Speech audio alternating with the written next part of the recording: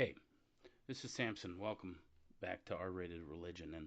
And just like in my introduction video, I apologize for the lack of, professionalism in these videos. I hadn't really planned on cutting any of these videos until 2025, but it's a day out of the election, and I think I'd be remiss if I just let this go past because I've been dealing with this now for, 6 years, maybe even more. I want to go over real quick something that I wrote a couple months ago. Got passed around a little bit, but it's basically why I saw in 2000, not in 16 because I wasn't a Christian then, but 2020 this really weird thing that Christians were having where they were trying to figure out if you're a Christian, can you vote for Donald Trump? And I found the excuses for these to be dull and somewhat non-theological and confusing. It seems like they posed emotional issues over and over again. And I kind of feel as a Christian that we're supposed to use our minds and not just our hearts to make decisions. So we need to be theologically sound in what we say and what we do and how we vote. So I'm going to put that article here um, in the detail part of this video, but I want to go over some bullet points, which are like 5, and they're quick and they're easy. So if you know somebody, share this with somebody who's struggling, who's a Christian, who goes to church, who's faithful, but is struggling to vote for Donald Trump in the election, because I think not only can you vote for Donald Trump in the upcoming election, as a Christian, a Bible believing Christian, that you should. And so I'm going to give 5 bullet points. I'm going to try to make this a quick video. Hopefully it's the day before, it touches, a couple people. If it touches a couple people, I've done my job, because I, once again, am, feel this is kind of what God has brought me into society to do, and that is to unpack some of these issues um, that regular pragmatic Christians could deal with. So first of all, politics is not sacred. Um, uh, just a few years ago, I was watching the Five, and I don't watch Fox News much anymore. And Geraldo was on there, and he was talking about the January 6th riots, and he was talking about the sacrosanct halls of Congress, and he was using religious words that are foolish. I mean, we see in the Old Testament that you don't worship. Um, uh, I mean, basically, the Old Testament creates worship, right? So God shows us how to worship. And the halls of Congress, and despite even conservatives that try to fall into, it's not a religious thing. Politics is not sacred. So it's something that we have to do as a Christian, but we don't look at it as going to church or worshiping God or being obedient to the scriptures. We just view it as something that needs to be done. And that's a huge difference from the left, first of all. So it's important that we should participate in politics, but it's not a sacred thing. Um, and so therefore you could take a lot of the religiosity out of it, and just like it's kind of binary. You're voting either for a Republican or a Democrat, or if you want to be a third party candidate, you could piss away that vote if you want to. I just don't think you should. Uh, 2, Christians do not worship man. This is something the left cannot comprehend. If you saw a few years ago, I think an interview with like Colbert was interviewing Obama, and if you see it, it's really disgusting. But you could see this in Hollywood, how they worship each other. If you look at the late night shows, it's ridiculous. The level of ass kissing that goes on in those segments. But if you see the one with Colbert, he's just sitting there in front of Obama, and he's like, I just got to soak this in. And that tells you everything. I mean, look at Bill Maher can't figure out why people would vote for Trump. It's because if you're a Christian, you don't worship Trump. Now, I know we have problems in our own precincts when it comes to this and the worship of Trump, but that's a title of a different video and a different article altogether.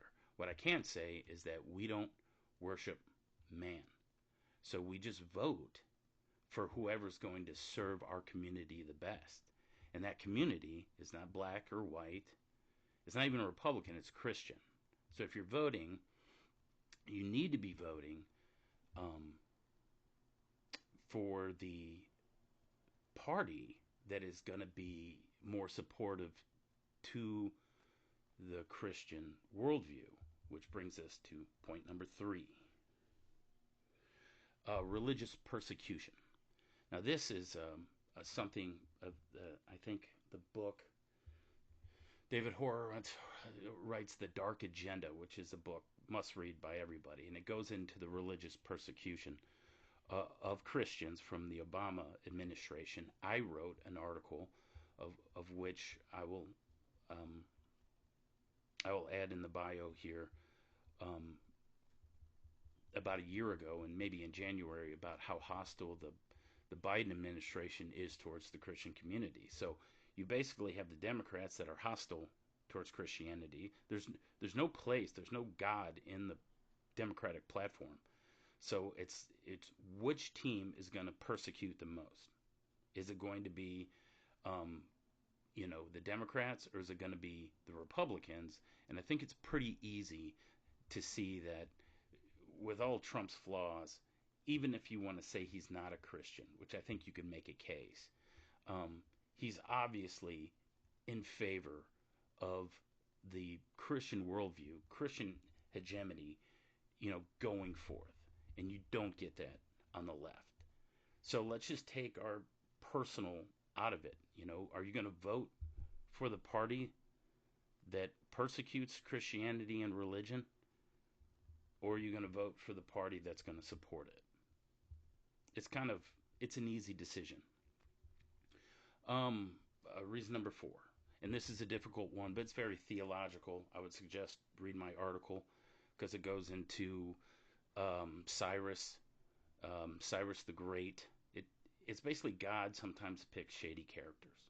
So God, in His sovereign way, picks characters, and this has happened in the Old Testament, in the New Testament, even Saul of Tarsus persecuted Christians, and then he uses Saul, who becomes Paul, to write 2/3 of the New Testament. So he uses people that you would not expect. So God using Donald Trump to, to further His good or His will is not unprecedented. It makes actual sense because to God goes the glory, right? Not Trump. So when Trump says, "Oh, I'm the one who put the Supreme Court justices on the bench," not really, right? As Christians, we know God did that. So, He uses shady characters in order for His will to be done. So, like with people, especially Christians, that look up at Trump and they go, "Well, he's flawed and a serial adulterer and he lies a lot." It's like, who cares? Who cares? Trump's Christianity and his salvation is something he's going to work out in fear and trembling with God. And what we have to do is vote on the candidate that is going to, take down more abortions, restrict it, handle some of this transgenderism, which is just, I don't know, a little insane, I guess you could say. So, those are 4. I would say the 5th one being, one side is for evil. And over the weekend, I watched Piers Morgan. He interviewed Eric Weinstein, and Eric Weinstein made a comment that stuck with me. He basically said that the Democratic Party is just, the leaders are evil, and they stand for evil. If it's chopping off the body parts of, denying the sovereignty of God, men are men and women are women, abortion, unfettered abortion, like pro-abortion, which is really sickening. even if like I spent most of my life as a pro-choice secular um, evolutionist, basically. And even then, abortion is kind of gross. It's not something you want to have happen. So, you kind of you're looking at two different parties here, and one supports and elevates evil, even though the Republicans have their own problems. But the Democrats surely don't solve any problems at all. As a Christian, I'm talking strictly as a Christian. So those are 5 points. Read my article. It goes in depth. I give details and scriptures. But if you're looking at a 10-minute, like I said, I saw people trying to respond of why a Christian could vote for Trump, and I just didn't think their answers were theological enough. Like, I want to give you theology that is true and makes sense and is pragmatic.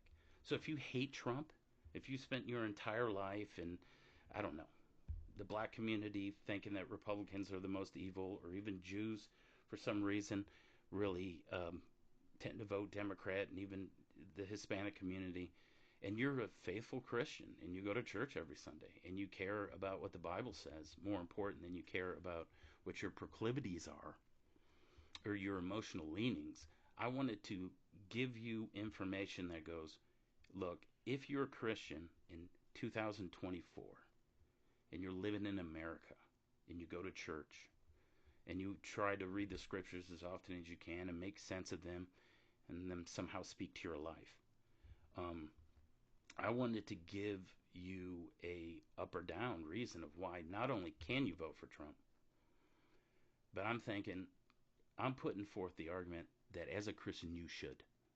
This is what you should do in order to protect the Christian community for persecution, um, and to vote on side of the good and not the evil. I mean, the Republicans are not the answer to your problems, but the Democrats, I don't know, more or less seem to be the reason for all your problems. So, thank you for tuning in. Thank you for giving me 12 minutes. It's not a lot of time. Like I said, the link is in the information down below that you could get the article. Please read it. More importantly, share it with somebody who's struggling with this. If you have somebody in your community, if you have somebody in your parish that's going, man, I don't know how I go in tomorrow and vote for this guy, share this video, because I did not vote for Trump in 2016, and that was because I was not a Christian. I became a Christian in 2017, and then I started learning theology, studying it. I went to seminary, and then I started putting some of these together on what it's like to live your life out in that faith, what it's like to live your faith out. And by the time 2020 came around, it was a no-brainer that I was voting for Trump, because I was a Christian then, and past all his frankly, all his bullshit and the stuff that we have to deal with. You're looking at good and evil, and you got a guy who may be evil that's going to protect the good, because to God goes the glory, not Trump.